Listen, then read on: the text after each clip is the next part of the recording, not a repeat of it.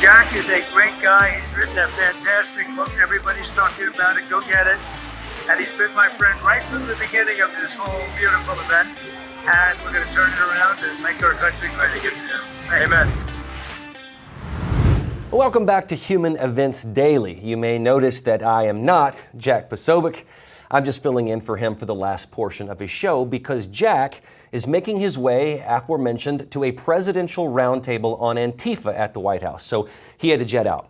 But this is a great background. The entire show is a great background for us to take the final moments of this show to talk about leftist-driven violence, crime, hatred, and worst of all, the impetus to harm or assassinate someone merely for an opposing viewpoint. So let's first look at a would-be assassin, Nicholas John Roske, the person who wanted to take out Supreme Court Justice Brett Kavanaugh in 2022. He was just sentenced to 97 months, or just about a little over 8 years, in federal prison, followed by a lifetime of supervised release. Roske, who now goes by the name Sophie, is transgender. Pam Bondi has called this light sentence woefully insufficient, as the prosecution had asked for a 30-year sentence, considering the domestic terrorism and political motivation. Well, now Roske told authorities that the leaked opinion that would overturn Roe v. Wade was what made him, and I will still use that biological designation, as the reason he was upset, as well as the Uvalde school shooting. Now, what I find ironic is that this man who wants to be a woman was upset over a case that he would never find himself being involved in: abortion. He can't carry or bear a child, so why would he object so strongly? And then to use Uvalde as a motivation, well, how does using violence, meaning shooting to kill a Supreme Court justice, avenge the very thing you were upset about, which is a shooting? Well, let's now look at Luigi Mangione, the left's hero for taking on big healthcare, murdering United Healthcare CEO Brian Thompson. The words delay, deny, and depose were written on the ammunition cartridges. Does that sound familiar to you? Are you seeing a pattern with all of these not-so-cryptic messages premeditated and written on the bullets that kill? So Mangione, again, we will use the word here, alleged killer, disagreed with insurance companies' propensity to deny claims. So his solution is to deny the CEO his life. Just take him out. He's become a bit of a folk hero, with many young liberals celebrating him due to their hatred of healthcare executives. That sympathy alone is a major problem. And then you have Audrey Hale, the shooter who attacked students at Covenant Christian School in Nashville. This was a man who became transgender. It was going by the name Aiden Hale, as she wanted to become a man. So let me get this straight. Does becoming a man mean that you go kill innocent children? Well, that's what the left has said about toxic masculinity. But oddly, it was not a toxic male who committed this atrocity. It was a woman who wanted to be a man. Someone pissed off from having formerly been a student at this Covenant Christian school and presumably upset about Christian beliefs and teachings.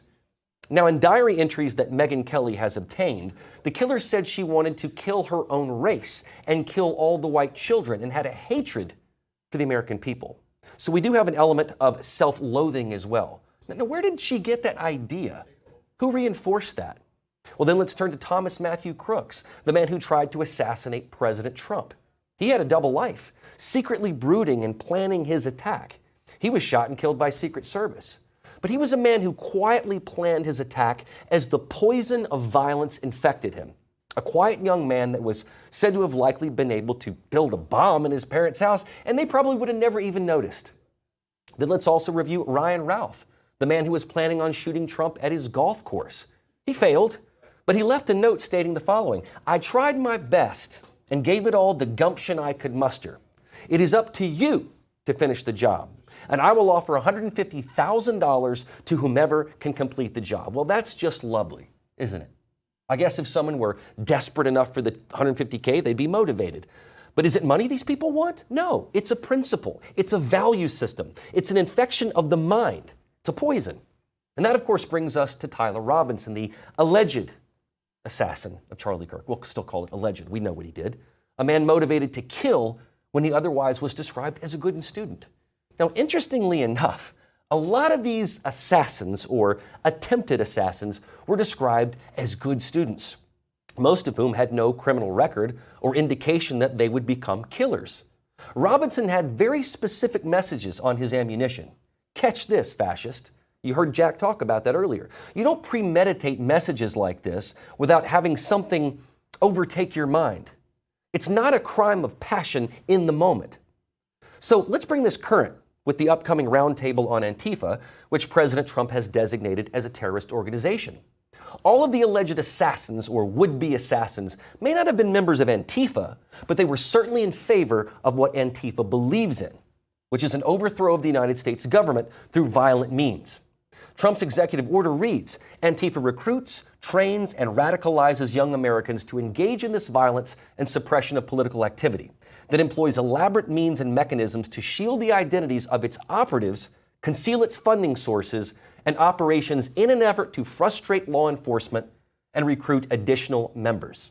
Individuals associated with and acting on behalf of Antifa further coordinate with other organizations and entities for the purpose of spreading, fomenting, and advancing political violence and suppressing lawful political speech. This organized effort designed to achieve policy objectives by coercion and intimidation is domestic terrorism. That's the quote from the EO. Many of these individuals have been inspired by Antifa and likely agreed with their beliefs and objectives. What is common is that there's a hatred of a person or a group of people that thinks differently. This, of course, extends to those carrying out the beliefs of the opposing group, which is why we see concerted efforts to thwart or attack ICE agents. They have to fear, these ICE agents have to fear going to work and leaving work because of a covert plot that attempts to harm them by groups like Antifa. And whether it's Antifa itself or those inspired by Antifa, it doesn't really matter. I've profiled a number of people today who took the Antifa mindset and put it into action. And so now, let's just go 30,000 feet here. When you see governors of states actively opposing the effort to detain or jail criminal immigrants, the governors now become an accomplice to the crime. Look at Portland. Look at Chicago, where J.B. Pritzker is suing the administration, the Trump administration, for deploying the National Guard. So does Governor Pritzker care about the law-abiding citizens of Chicago? Sure doesn't seem like it. He cares about the law-breaking citizens and non-citizens who commit crimes when he thwarts any attempt for Trump and ICE to merely do their job. This is why when we look at the big picture, we can't just lay blame on one group or one person.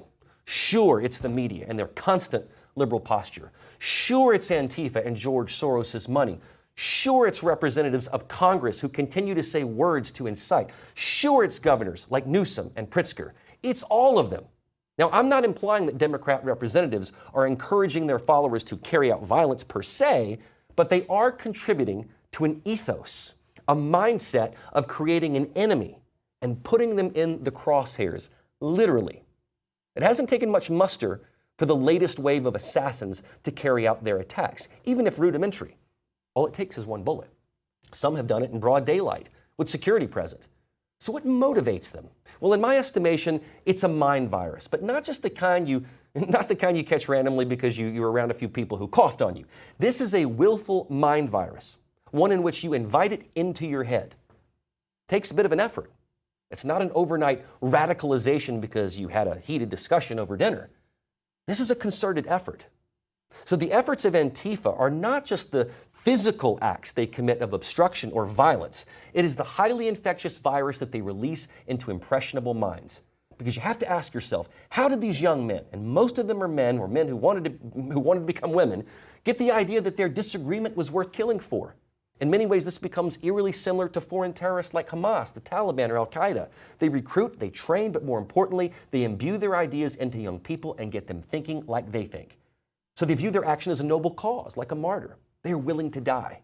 This is the new face of domestic terrorism. It's domestic terrorism that isn't in the form of a local Al-Qaeda cell. These are your next-door neighbors. These are the quiet kids that might even have Republican parents, who went to school, who were indoctrinated by some alternative ideas, and then decided to silence the opposition. It's the very antithesis of free speech. So when you see this Antifa roundtable in the next hour, just understand, it's not just about those liberal cities like Portland or Chicago and how they attack ICE. It's about a value system that's poisonous, that's infecting young minds everywhere. They could be in your hometown. And if your kids are being influenced, be proactive and get involved. That's all for now for Human Events Daily. Jack will be